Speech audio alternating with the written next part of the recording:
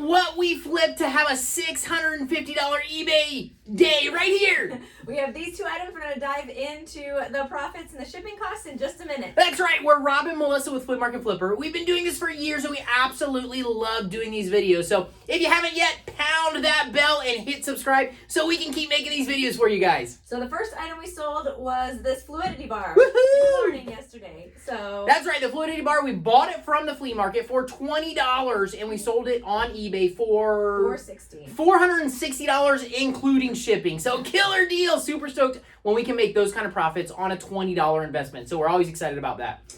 This one is a TV.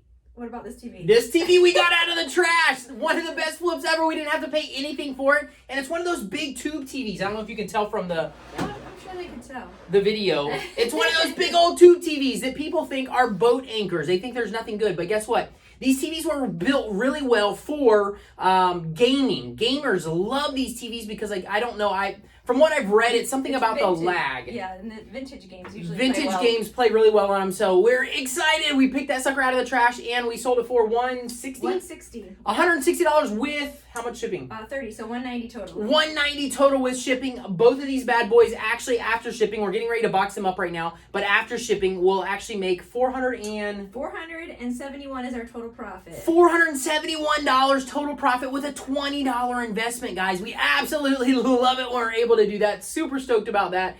So we wanted to share it with you guys. This is a killer day for us. We sold both of these in one day. So actually it was yesterday. So excited! This one was a new in box, That's it. right? The box was a little tethered, so I'm actually going to put it into another box. I do not want to ship it with the box being in a little bit rougher shape.